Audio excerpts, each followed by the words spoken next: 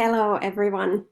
Welcome to Heltti's Wellbeing webinar about remote work. Nowadays, many people are starting to work remotely or have significantly increased their remote work. And this is why we wanted to make this webinar in order to help you with your remote work. I made this webinar with my colleague Ilona Parviainen, and we did this first in Finnish, and now I'm doing the same thing also in English, since we have so many English-speaking members. Heltti is an occupational healthcare service provider for knowledge workers mostly, and this remote work is usually more common among knowledge workers than maybe some other kinds of work. And we have over 700 customer organizations and more than 12,000 members already. And let's get started with this day's agenda. I will be talking about how to be more social in remote work, how to plan your days in a way that you do the right things at the right time, how you might find your own rhythm and increase your recovery also during your remote days, and some words about distractions and about movement. We also have instructions from our physiotherapists to increase movement during your work days remotely, but there are a couple of points also here in this webinar. And then I will be talking about how to limit your work days, how to separate your work from your free time or leisure time or home time. So first, about the sociality or being social while working remotely. Many times people are less social when they are working from home, for example, and that's many times a good thing because it also decreases distractions, but sometimes it might feel lonely. So when you are working mostly remotely or 100% remotely, it's good to think about how much social interactions do you need during your workday. And many meetings can be done also remotely through video chats or teleconference calls or whatever. And there can be different types of video meetings as well. Of course, we all have work-related meetings, and they are usually very easy to do by video chats, and in many tools you can also share your screen and so on, so it's easy to participate even though you are working remotely. And there might be some rules that you want to define with your colleagues if everybody is remotely, how to make sure that everybody gets a say, since the connections usually stop many people from talking at the same time. So somebody needs to be the leader of the meeting and make sure that you hear everyone or everyone's opinion. Then sometimes you might also need meetings for planning your work, since this might be something that you do at the office when you meet your colleagues. You agree on what to do next and how to divide the work and so on. So you might need some scheduled meetings for this as well. And then if you are working totally remotely all the time, you might need some other kinds of meetings as well with your colleagues, some non-work related appointments or meetings, such as lunch meetings or coffee meetings. And then the topic might be just what's going on, or how are you doing, what's the weather like, and so on, some very light topics that are not about your work. And in unusual situations like big change situations, people might need more social support. So in these cases, it's more important to make sure that it's possible to meet people online as well. And it's good to make sure that nobody is alone and is left alone. So in some workplaces, it might be a good idea to set up pairs or small groups of people who take care of each other and ask regularly how they are doing and how is the work flowing and going. And if you are mostly working just with your computer, no connections during the workday, then it might be a good idea to have breaks with other people and set up these coffee breaks through video. But of course, if your work is mostly social, you interact with people all the time, you might need breaks where you do totally something else. Uh, Go outside for a walk or just read some news or whatever. And sometimes it's also stressful to always have video meetings, so it's good to determine what are the situations when the video is needed, uh, and when it's easier to maybe take a phone call or just go through messages. So this is something we are learning all the time. And also, it's good to make sure that everyone knows who is the person to contact if there are some problems with the remote tools. And then when you are planning your work on a remote day, and this is also something you can take uh, in your planning schedule, also in the office, but especially in remote work, the planning of the work might be more crucial.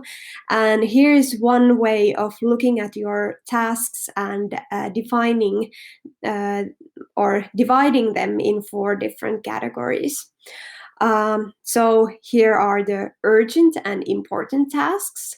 Then there are non-urgent but still important tasks. Then there might be urgent tasks that are not important, and also non-urgent tasks that are not important. And you might want to select 1 to 3 most important things that you need to do in your work, and set aside some time for those in your calendar.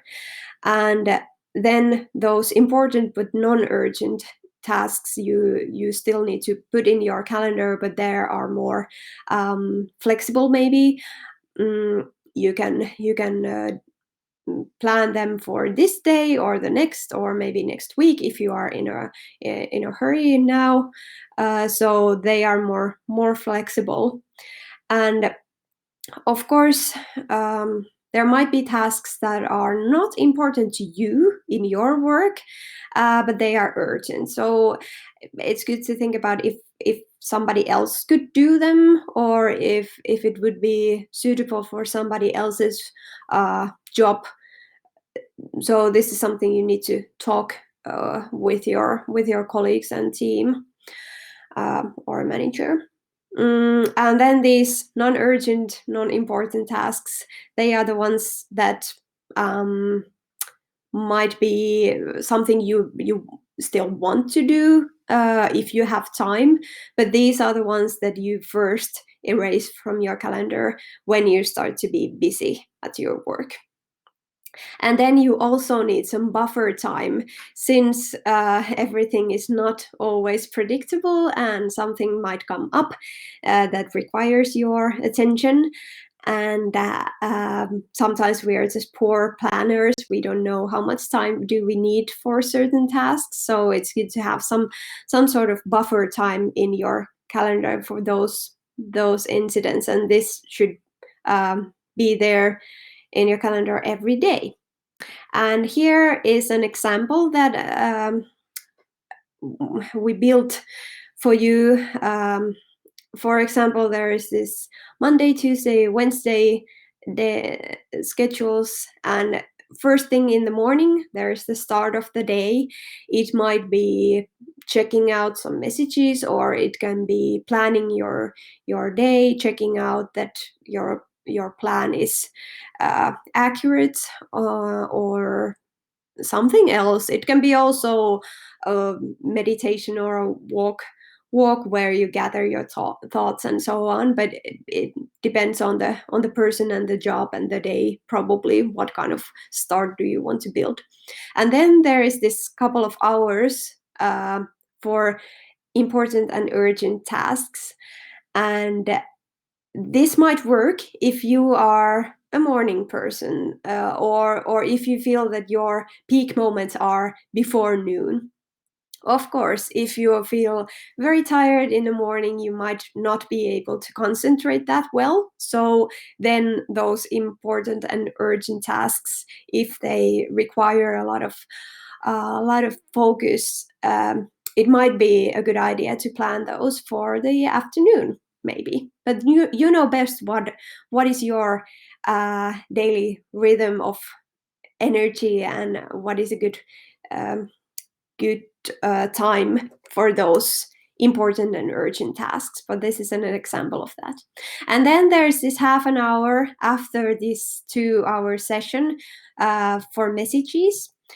And this might mean that you actually check your messages only once a day, or this might be twice a day, or depending on your job, of course. Sometimes people need to be reachable, and the pace of the work is very rapid, so it changes a lot, and you need to check your messages more often. But you should plan ahead when to check your messages. And then there is actually this remote lunch date every day from 11 to 12 for this example person. And then in the Monday after lunch, there is time for important but non-urgent tasks, and so on. And you can use different colors for different types of tasks, and then you know already what is the color that you can postpone. For example, important but non-urgent, you can postpone to the next day if something urgent comes and needs your attention. And then there is this buffer time every afternoon that helps to control the calendar when something unexpected comes up.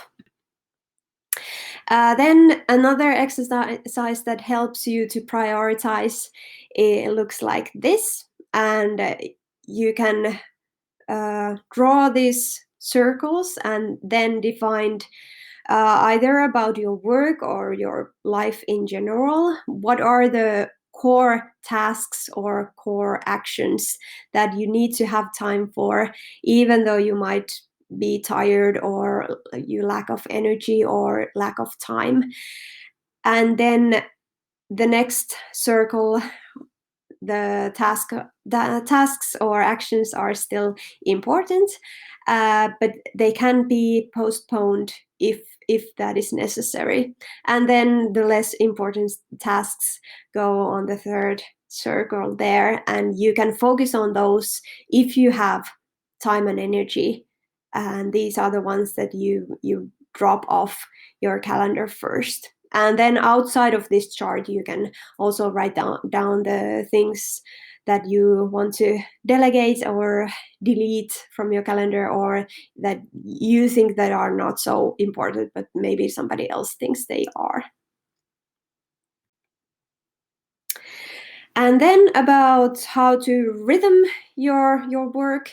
After you have that plan, and you might have some troubles concentrating or finding the energy to actually do the work, these tips might help you. When you have a clear purpose of your work, it's usually easier to focus and motivate yourself for your work. And also the time and place should also be clear. Where am I going to work today, and when? The workstation should be also supporting your concentrations. If there are a lot of papers and other stuff on your desk, it might distract you, or not. Depends on the person, but you should remember to take into consideration also physical and cognitive ergonomics. And I know in some places you can borrow a chair from your from your workplace and so on, or some more screens or bigger screens that help you to build your workstation at home. And many people say that taking breaks is more difficult when you are working remotely because you are focusing so well. In this case, please remember to take the breaks, because they help you to focus and they help you to recover during the workday. And then some people say it's not easy to focus. It's very difficult to focus, especially if there is a case where both parents and children are at home. So this Pomodoro, or doing tomatoes, or whatever you call it, this technique might help you. So first you set up a task that you want to focus on, then you set up a time that you will work. Could be 25 minutes, for example, and you set some sort of goal for that 25 minutes, and then you start a timer. It can be from your phone or a website, or wherever you find a suitable one. And then once the alarm goes off, you take a small break, reflect on what you have accomplished, and then set the goal for the next 25 minutes. And this can work well with children as well. You can agree with the children that you will all work for 25 minutes, or the children can play or do homework or whatever they might be doing. And then also the alarm helps the children to notice the time, so they know how much time is still left until there is a break. So this is one way of pacing your work. And then when you are focusing on something, it's good to close up all the tools that might distract you, the messaging tools, or something else that might bring you notifications. Of course, you have to keep those open that you need for the work, but in many cases you can still do something about the settings of the notifications. And then it's good to separate the work and the breaks. So if you are working remotely and you have a workstation at home, or you work on your couch with your laptop in your lap and so on, do something else while you have a break. Go outside, sit somewhere else, put your laptop away and read something, a magazine or book, or you can check your phone and play a game or check social media or something. Just separate when you are working and when you are on a break. And this helps you to recover and gain back the energy that the focusing takes. And you can also recognize some other tools that help you to recover during the workday. It can be a mindfulness app, or a walk in the middle of the day, maybe on the lunch break or in the afternoon, some break exercises or something like that. It can be different for different people. And make sure you know how to take control over the distractions you might have at home or wherever you are working remotely. Of course, there are different solutions for different distractions. So the first thing is to define what are your distractions, where do they come from, can they be controlled or not. And a good thing to remember is that most of our distractions come from our own actions and own thoughts and own mind. So we might try to focus on something, and then something else comes to our mind, and then we start following that thought, and then might also start acting according to that thought. Or we might get distracted about some messaging tool or whatever. We need to learn how to notice this, that okay, now my thoughts are running somewhere else. This is totally normal, but I can bring them back to this thing that I was doing. So this is the first thing to learn. And then there might be some audio disturbances, noises, and you can try to protect yourself from those. For example, noise cancelling headphones are a good thing at home as well.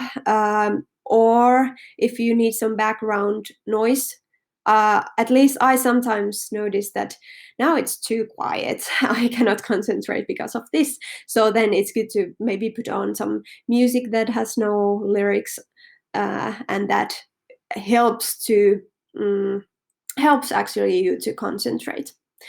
And then close up all the communication tools that you don't need, or at least put the notifications off. And then one big problem might be procrastinating or some substitute activities.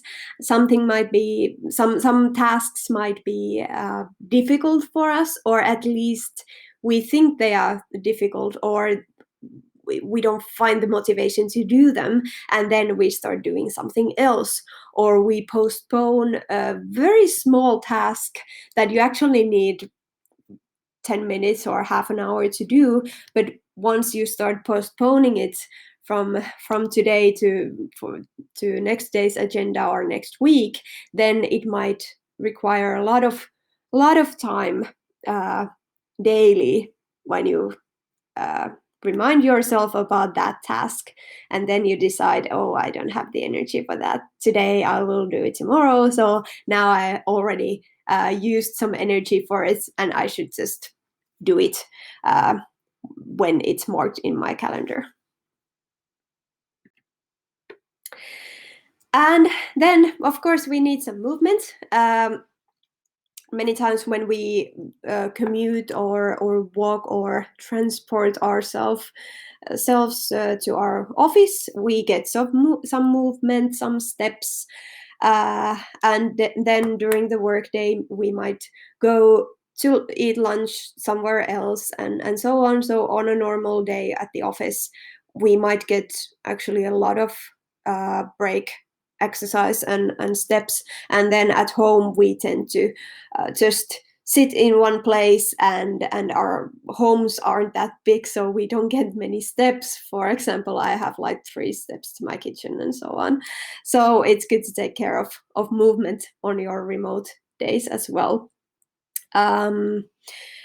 So in the morning and in the afternoon, you might want to go out for a walk. It actually helps to simulate your commute to the work. So when you need things that help you separate your work and other activities, this might be a good tip for that as well.